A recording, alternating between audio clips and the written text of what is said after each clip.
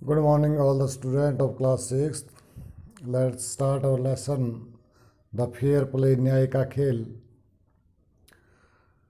Part 2. The panchayat was held the same evening under an old banyan trees.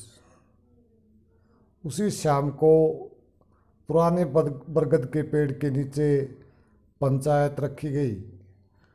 Jumman stood up and said, Jumman खड़ा हो गया और कहा, the voice of panch is the voice of God. पंचों की आवाज़ भगवान की आवाज़ होती है. Let me aunt nominate the head panch. अब चाची को मुख्य पंच का नामकरण करने दो. I will abide by her decision, और मैं उसके निर्णय से सहमत होऊंगा. The panch knows neither friend nor enemy. पंच न तो किसी दुश्मन को जानते हैं, एनिमी होते दुश्मन, शत्रु, एंड और न ही किसी मित्र को. What do you say to Algu Chaudhary. तुम अलगू चौधरी के बारे में क्या कहते हो. The old lady announced. बूढ़ी औरत ने घोषणा कर दी.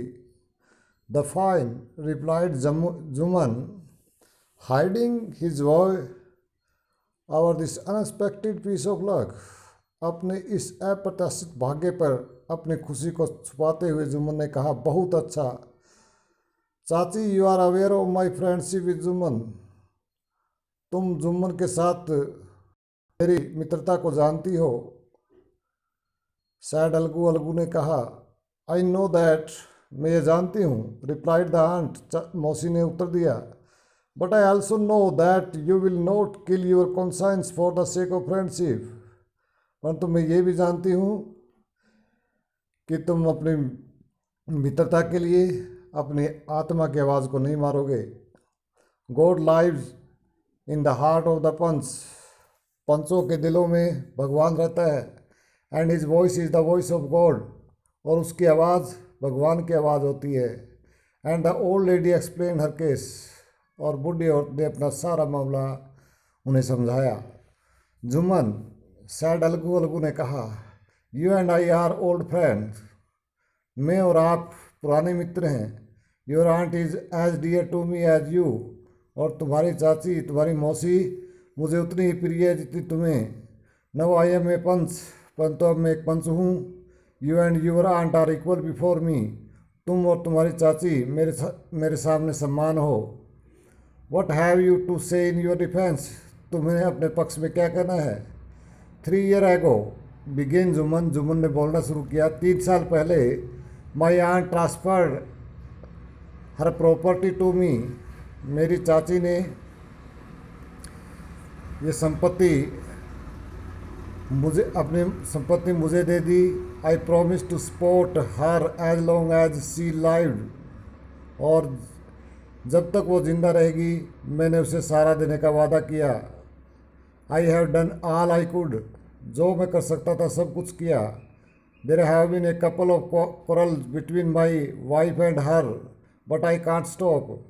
मेरी पत्नी और इनके बीच में 1-2 बार झगड़े भी हुए जिन्हें मैं रोक नहीं सकता. No my aunt is claiming a monthly allowance. अब मेरी चाची एक मासिक भत्ते के दावा करती है. This is not possible. ये संभव नहीं है. That's all I have to say. बस मुझे यही कहना था. Jumman was cross examine by Algu. Jumman के साथ अलगू द्वारा तर्क वितर्क किए गए.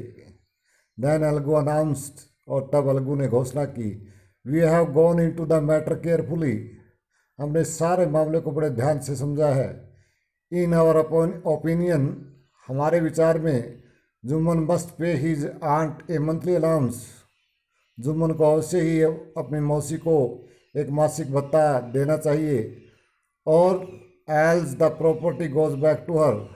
वरना सारी संपत्ति वापस उसकी मौसी के पास चली जाएगी. Now the two friend were seldom seen together.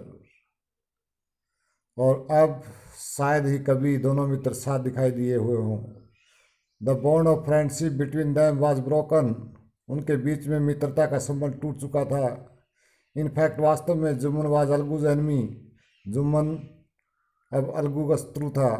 And wanted his revenge. और अपना बदला लेना चाहता था. रिवेंज होता बदला लेना. डेज पास्ट, दिन बीत गए, and as ill luck would have it, और जिसे हम कह सकते हैं कि ये दुर्भाग्य ही था, Algu Chaudhary found himself in a tight spot, जिसे अलगू चौधरी ने अपने आप को बड़ी मुसीबत में पाया। टाइट स्पॉट तो मुसीबत, प्रॉब्लम, समस्या। One of his fine pair of bullock died, उसके सुंदर बैल, बढ़िया बैलों के एक जोड़े में से एक बैल मर गया। And he sold the other to the Samjhu Sahu, और दूसरा बैल उसने समझू साहू को बेच दिया। A car driver of the village, गांव में गाड़ी चलाने वाला। The understanding was that Shahu would pay the price of the bullock in a month's time, और समझौता ये हुआ था, अंडरस्टैंडिंग ये हुई थी कि समझू साहू बैल की कीमत अलगू चौधरी को एक महीने के अंदर अंदर चुकाएगा। It so happen that the bullock died within a month, और हुआ ऐसा कि वो बैल एक महीने के अंदर ही मर गया। Several month after the bullocks death, बैल की मृत्यु के कई महीनों बाद, Algu reminded Shahu of the money he did not yet paid, he had not yet paid, Algu ने उन पैसों को याद दिलाया जो साहू ने उसे नहीं दिए थे।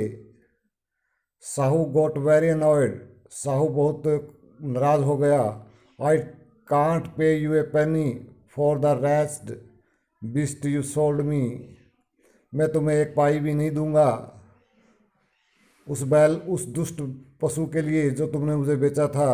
He brought us nothing but tune, वह हमारे लिए बर्बादी के सिवाय और कुछ नहीं लेकर आया।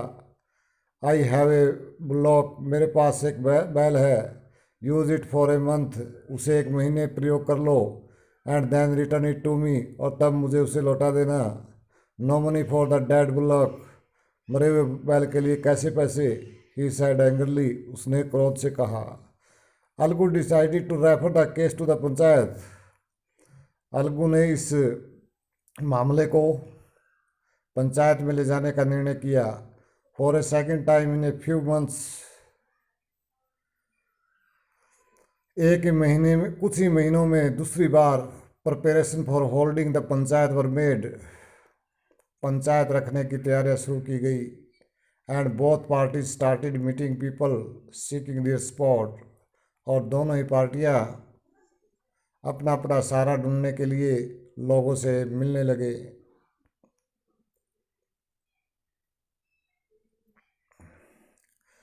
The panchayat was held under the old बनियान ट्रीज, पंचायत उसी पुराने बरगद के पेड़ के नीचे रखी गई।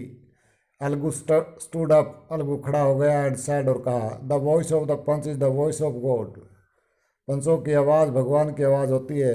Late Shahu nominate the head panch, अब शाहू को मुख्य पंच यानी सरपंच को सरपंच का नामकरण करने दो। I will abide by his decision, मैं उसके निर्णय से सहमत होऊंगा। साहू स्या हिज चांस, शाहू ने अपना मौका देखा। And propose the name of Jumman, और जुम्मन का नाम रख दिया। अलगूज हार्ट सैंक, अलगू का दिल बैठ गया। एंड ही टर्न पेल, और वह पीला पड़ गया। But what could he do, परंतु वह क्या कर सकता था। The moment Jumman became head panch, उसी क्षण जब जुम्मन मुख्य पंच बना, सरपंच बना, he realize his responsibility as जज, एक निर्णायक के रूप में उसने अपने उत्तरदायित्व को महसूस किया।